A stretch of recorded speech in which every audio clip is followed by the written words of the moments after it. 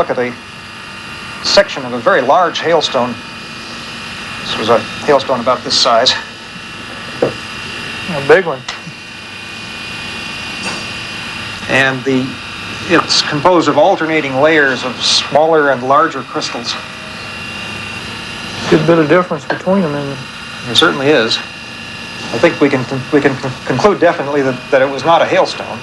In the case of a hailstone, we know the basic growth mechanism. This is a rather large hailstone that fell last summer, summer of 1979, in Fort Collins, a few miles to the north.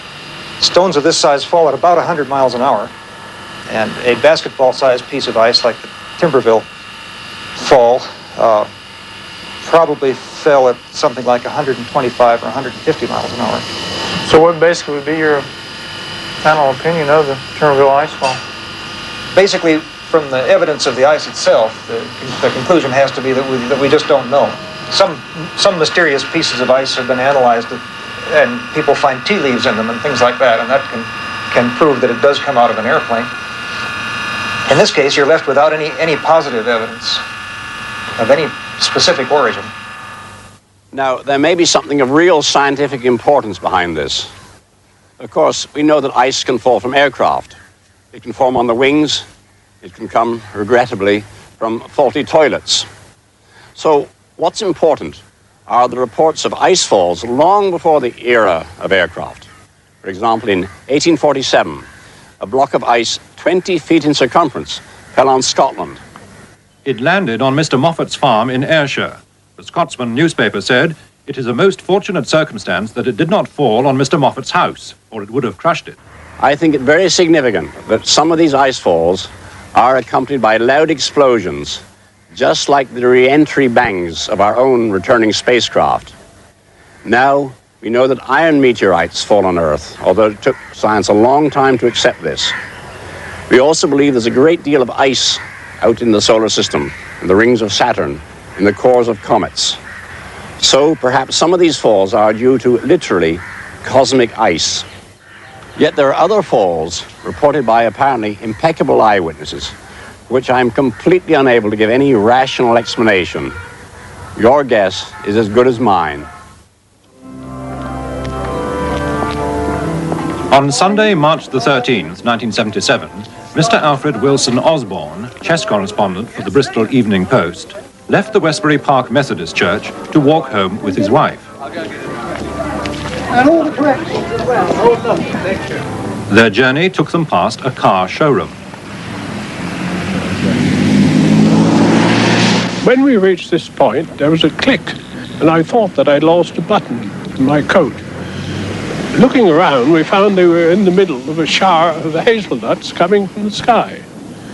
And they were dropping on the cars, falling in the gutter, and I should think there would be as many as we saw, about 350 of them. We had no idea at all where all these hazelnuts were coming from. We picked up quite a few of them and took them home as souvenirs. We cracked some of them open. They were quite fresh and sweet and nice. The sky was blue, and there was one small cloud there, but there was no aeroplanes or anything like that about for them to come down from there. So we went home, still puzzling over this. And when we reached home, we were having a friend of ours to lunch, and he came along and said, "The most extraordinary things happened to me." And I said, "Don't tell me. You've been covered with a shower of hazelnuts." He said, "Yes, how did you find out?" And apparently he had the same experience in the same spot 2 or 3 minutes afterwards. How they came and where they came from, I have no idea, but why I've thought that it might be a vortex that sucked them up, but I don't know where you suck up hazelnuts in March.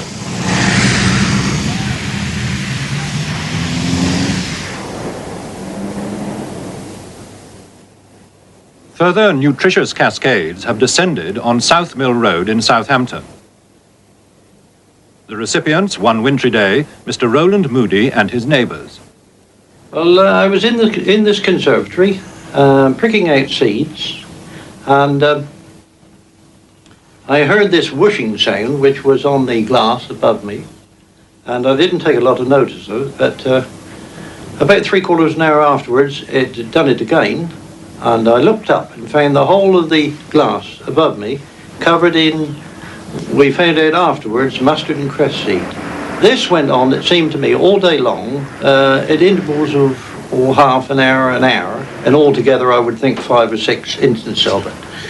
We happened to be in the dining room. First of all, we heard this terrific clatter. It was an awful noise, wasn't it? Yes. We rushed out and went down into the garden, and presently a load of broad bean seed came over, and we both ducked. Ducked down because they're fairly big, broad bean seed. And then you got a little bit annoyed about it, didn't you? So I turned round to the wife and I said, well, this is bloody silly. I couldn't help it. The following day, down come a shower of peas and maize, haricot beans. By then, of course, we were all getting rather excited about it. It was still snowing, it was still gusting, and we couldn't make head or tail of it. I was on the telephone one day, which is situated near the front door, and my son came along and opened the front door for some reason, and a shower of broad beans came through. I should think dozens and dozens of them, and really quite startled me, because I gave a little cry, and my friend on the other end of the phone said to me, "What's the matter?" And I said, "Oh, I've just been hit by a lot of beans." So it was quite a giggle from her point of view. Anyway, she came round, and she was there when it happened again, and said that she wouldn't have believed it if she hadn't have seen it. And there were literally dozens of them littering the carpet. And this sort of went on, well, all day long, right up until 8 o'clock in the evening. And several visitors came to my door and were hit on the back of the head. I was hit on the head, and they really hurt. They stung. They came with such force. And I suppose altogether we must have collected some 10 pound in weight of seeds. It was almost unbelievable. The beans grew, the peas grew, yes. Well, everything in fact grew, and I believe Mrs. Gale has already sent some up the Midlands, and they've made a very good crop.